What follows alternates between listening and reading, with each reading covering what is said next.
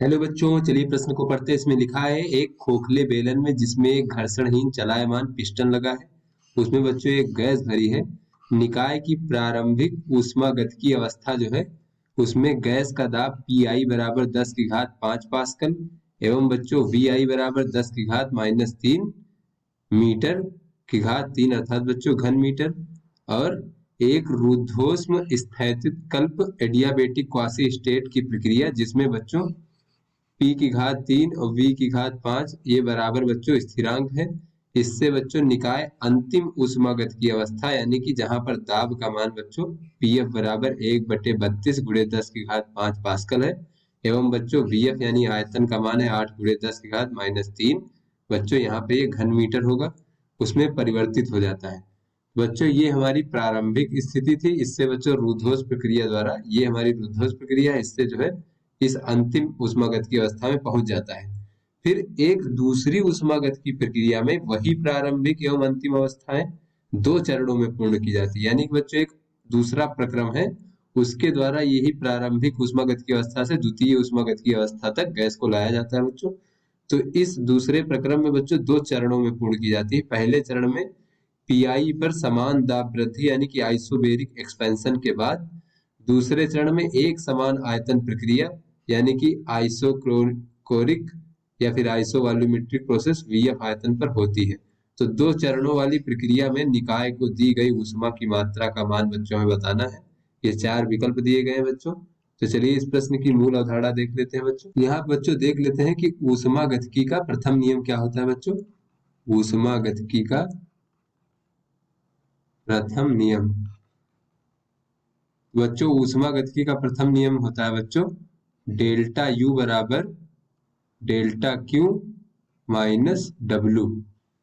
तो बच्चों ये जो डेल्टा यू है ये क्या है बच्चों, ये निकाय की या फिर ये कह ले बच्चों गैस की आंतरिक ऊर्जा में परिवर्तन कितना हुआ है बच्चों उसको प्रदर्शित करता है, आंतरिक ऊर्जा में परिवर्तन। और बच्चों ये जो हमारा डेल्टा क्यू है ये क्या प्रदर्शित करता है, निकाय को दी गई ऊष्मा, निकाय को दी गई ऊष्मा। और बच्चों ये जो क्यू है ये क्या प्रदर्शित करता है बच्चों, निकाय द्वारा कृत कार्य, निकाय द्वारा कृत कार्य। अब चलिए बच्चों देख लेते हैं कि रुद्धोष्म प्रक्रम होता है क्या बच्चों। तो रुद्धोष्म प्रक्रम बच्चों इसमें होता है पीवी की घात गामा बराबर नियतांक। और बच्चों रुद्धोष्म प्रक्रम में कृत कार्य कितना होता है बच्चों, कृत कार्य गैस द्वारा कृत कार्य बच्चों W बराबर होता है P2V2 माइनस P1V1।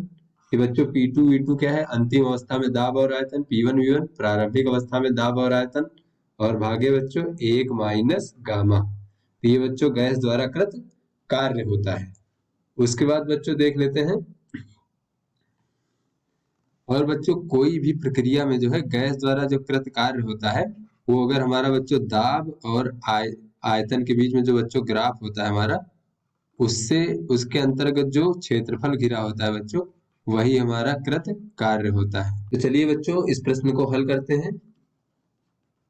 तो बच्चों इस प्रश्न में कहा जा रहा है कि ये हमारी बच्चों प्रारंभिक अवस्था में दाब था और ये आयतन था, और इससे बच्चों ये अंतिम अवस्था का दाब और आयतन तक ले जाया जाता है एक रुद्धोष्म प्रक्रिया द्वारा। तो बच्चों ये हमारी रुद्धोष्म प्रक्रिया यहाँ पर दी गई। बच्चों यहाँ पर जो हम देख लेते हैं रुद्धोष्म प्रक्रिया में कितना कार्य किया गया बच्चों। तो यहाँ पर बच्चों हमें पी आई का मान दिया गया है, कितना दिया गया है देख लेते हैं 10 की घात 5 पास्कल, घात 5 पास्कल। और बच्चों वी आई का मान दिया गया आयतन प्रारंभिक 10 की घात -3 घन मीटर, 10 की घात -3 घन मीटर। और बच्चों इसी तरह पी एफ बराबर दिया गया है बच्चों अंतिम दाब 1/32 गुणे 10 की घात 1/32 गुणे 10 की घात 5 पास्कल। और बच्चों वी एफ यानी अंतिम आयतन का मान दिया गया है बच्चों 8 गुणे 10 की घात -3, और बच्चों ये हमारा घन मीटर है 8 गुणे 10 की घात -3 घन मीटर। उसके बाद बच्चों ये जो है हमारा रुद्धोष्म का बच्चों समीकरण दिया गया रुद्धोष्म प्रक्रिया का, P की घात 3 V की घात 5 बराबर स्थिरांक अर्थात बच्चों नियतांक। तो यहां से बच्चों अगर हम दोनों पक्षों का घनमूल ले लें तो ये बच्चों P V की घात 5/3 हो जाएगा, और बच्चों स्थिरांक का घनमूल लेंगे तब भी ये कोई ना कोई नियतांक ही रहेगा बच्चों, इस प्रकार से। तो यहाँ से बच्चों इसकी तुलना जो है अगर हम अपने रुद्धोष्म समीकरण से करें बच्चों, इस यहाँ से, तो गामा का मान बच्चों यहाँ से हमें पता चल रहा है गामा बराबर 5/3। तो चलिए बच्चों देख लेते हैं इस प्रक्रम में निकाय द्वारा कृत कार्य कितना है बच्चों। तो रुद्धोष्म प्रक्रम में गैस द्वारा कृत कार्य, बच्चों गैस द्वारा कृत कार्य जो है रुद्धोष्म प्रक्रम में, जैसा कि हमने बच्चों मूल अवधारणा में देखा, ये बच्चों हमारा गैस द्वारा कृत कार्य होता है। बच्चों ये W बराबर हो जाएगा P2 V2, या फिर बच्चों यहाँ पे अंतिम कह लें PF VF माइनस का PI VI भागे बच्चों 1 माइनस गामा। बच्चों PF का मान कितना है 1/32 गुणे 10 की घात 5 पास्कल, और बच्चों VF का मान कितना है, तो VF का मान है 8 गुणे 10 की घात -3 घन मीटर, यानी 8 गुणे 10 की घात -3 घन मीटर। और बच्चों माइनस लगा दें, PI का मान कितना है 10 की घात 5 पास्कल, 10 की घात 5, और बच्चों VI का मान कितना है वो है 10 की घात -3, तो बच्चों 10 की घात -3। तो इस प्रकार से भागे बच्चों 1 माइनस गामा का मान कितना था 5/3, यहाँ से हमने ज्ञात किया है बच्चों। तो चलिए इसको हल करते हैं, तो W बराबर हमें प्राप्त हो जाएगा बच्चों, ये 8 चौक 32, तो ये हो जाएगा 0.25 1/4 का, और बच्चों गुणे 10 की घात 2, फिर ऋण में बच्चों ये हो जाएगा 10 की घात 2, तो भागे बच्चों हो जाएगा हमारा, ये नीचे हो जाएगा माइनस का 2/3। तो यहाँ से बच्चों अगर हम देखें तो ऊपर आ जाएगा हमारा -75, और गुणे बच्चों माइनस का 3/2, बच्चों माइनस माइनस प्लस हो जाएगा, और बच्चों ये हमारा हो जाएगा 75 225 भागे 3। तो यहाँ से बच्चों इस प्रकार से अगर हम देखें तो ये हो जाएगा 3 सते 21 और 1 15 हो जाएगा बच्चों। बच्चों ये भागे यहाँ पर 2 हो जाएगा, भागे 2, तो ये हो जाएगा बच्चों हमारा 112.5 जूल। तो बच्चों ये जो होगा रुद्धोष्म प्रक्रिया में गैस द्वारा कृत कार्य होगा। अब बच्चों हमें पता है कि क्योंकि रुद्धोष्म प्रक्रिया मतलब ये होता है बच्चों कि ना तो कोई ऊष्मा ली गई है ना फिर दी गई है, तो रुद्धोष्म प्रक्रिया में क्या होता है बच्चों, जो डेल्टा क्यू का मान होता है वो शून्य होता है, कोई ऊष्मा का लेन देन नहीं होता है बाहर परिवेश से। तो बच्चों अब हम ऊष्मागतिकी के प्रथम समीकरण से देखें तो डेल्टा यू बराबर डेल्टा क्यू माइनस डब्ल्यू। तो यहाँ से बच्चों अगर हम डेल्टा यू बराबर देखें बच्चों तो डेल्टा क्यू का मान शून्य हो जाएगा, तो ये माइनस डब्ल्यू के बराबर होगा। बच्चों यहाँ पर माइनस और डब्ल्यू का मान हमने कितना ज्ञात किया है 112.5 जूल। बच्चों माइनस का 112.5 जूल।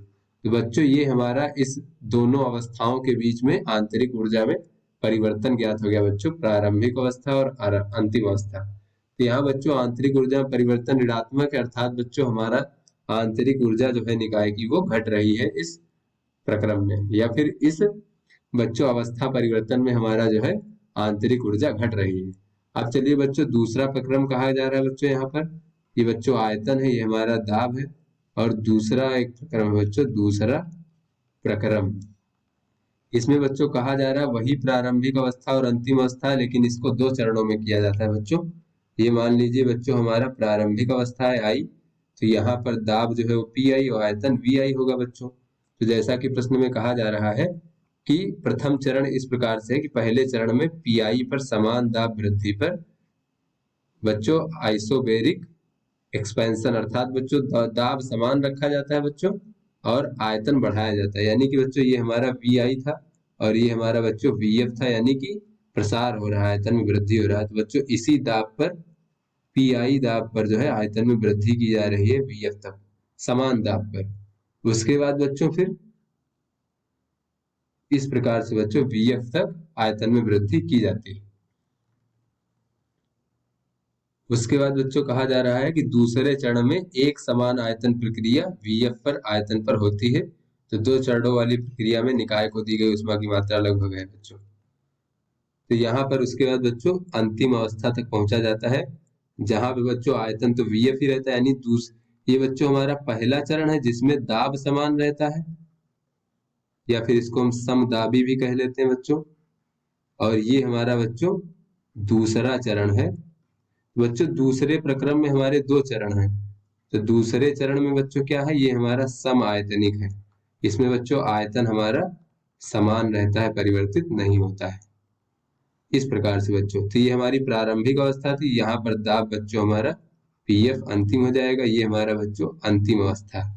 तो इस प्रक्रम में गैस द्वारा कृत कार्य कितना हो जाएगा बच्चों हमारा, तो गैस द्वारा कृत कार्य बच्चों हमने देखा जैसा कि मूल उदाहरण में कि ये जो दाब आयतन ग्राफ होता है उसके अंतर्गत जो क्षेत्रफल होता है वही गैस द्वारा कृत कार्य होता है।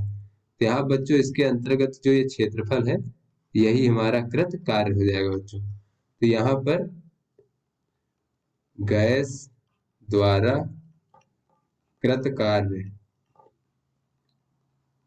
बच्चों अगर हम W बराबर निकालें बच्चों तो ये हो जाएगा बच्चों, ये हमारा एक आयत बन रहा है। तो आयत में बच्चों इसकी अगर हम लंबाई देखें तो वो पी आई के बराबर हो जाएगी, और गुणे चौड़ाई देखें बच्चों तो वो B F minus B I के बराबर हो जाएगी। तो यहाँ से बच्चों W बराबर हमें प्राप्त हो जाएगा, पी आई का मान बच्चों जैसा कि हमने देखा 10⁵ पास्कल है बच्चों, तो 10⁵, और गुणे बच्चों वी एफ का मान कितना है, वी एफ का मान है 8 × 10⁻³ बच्चों इसको लिख लेते हैं 8 × 10⁻³ और बच्चों वी आई का मान कितना है, वो है बच्चों हमारा 10⁻³ बच्चों ये हो जाएगा 10⁻³ तो यहाँ से बच्चों ये हमारा प्राप्त हो जाएगा 10⁵ और गुणे बच्चों ये हो जाएगा 7 × 10⁻³ तो बच्चों ये कृत कार्य हमें मिल जाएगा 7 × 10⁻² जूल। बच्चों ये हमारा गैस द्वारा कृत कार्य होगा। अब यहाँ पे बच्चों जो है अगर हम ऊष्मागतिकी के प्रथम नियम से देखें, ऊष्मागतिकी के प्रथम नियम से तो बच्चों इसमें होता है निकाय की आंतरिक ऊर्जा में परिवर्तन बराबर निकाय को दी गई ऊष्मा ऋण बच्चों गैस द्वारा कृत कार्य। तो बच्चों निकाय की जो आंतरिक ऊर्जा परिवर्तन होता है बच्चों वो प्रक्रम पर निर्भर नहीं करता बल्कि प्रारंभिक और अंतिम अवस्थाओं पर निर्भर करता है बच्चों। तो ये हमारा निकाय में आंतरिक ऊर्जा परिवर्तन यही होगा क्योंकि प्रारंभिक और अंतिम अवस्थाएं इसमें भी समान है दूसरे प्रक्रम में।